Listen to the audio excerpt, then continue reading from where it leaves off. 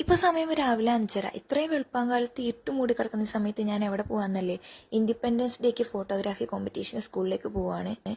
6:30 വീട്ടിൽ നിന്ന് ഇറങ്ങിയാൽ 8 മണിക്ക് അവിടെ എത്തും.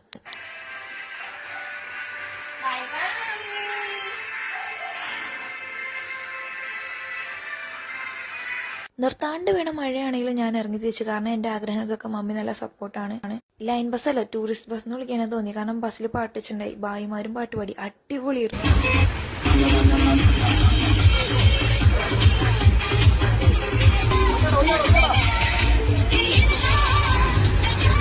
ഞാനിപ്പോ സ്കൂളിലേക്കാണ് പോയിക്കൊണ്ടിരുന്നത്. എന്റെ അടുത്തിരിക്കണ ചേച്ചി എനിക്ക് വട്ടായോ എന്ന് നോക്കണ്ടായി കുറെ നേരം.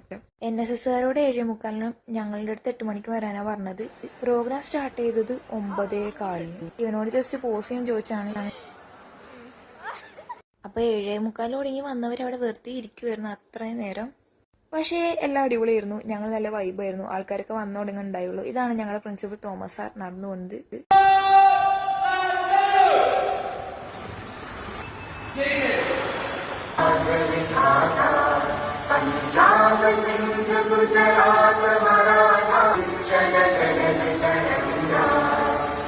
ഇവരും പിന്നെ 2-3 പേരും കൂടെയാണ്. സ്കൂളിൽ എന്ത് പ്രോഗ്രാം വന്നാലും സൗണ്ട് ആൻഡ് ഫോട്ടോഗ്രാഫി ടീമിലുള്ളവര്.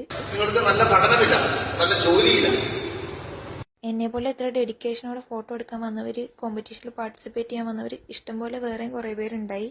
അങ്ങനെ എല്ലാരും കൂട്ടുകെടുത്തി ഫോട്ടോ എടുക്കാൻ വേണ്ടി നിർത്തുവാണ്. സ്കൂളിലെ പ്രോഗ്രാം ഒക്കെ ഉണ്ടായിരുന്നു, അടിപൊളിയായിരുന്നു. അങ്ങനെ കുറെ ഫോട്ടോ എടുത്തു.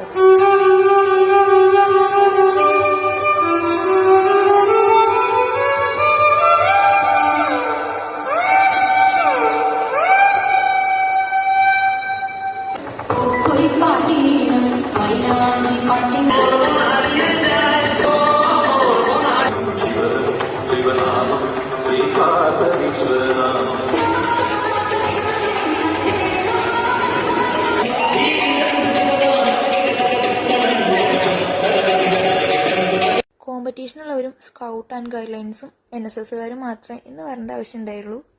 അപ്പൊ എല്ലാവരും ഫോട്ടോസും വീഡിയോസും എടുക്കാനും റാലിക്കും അതിനു വേണ്ടി ഇങ്ങനെ ലൈനായിട്ട് നോക്കിയേ.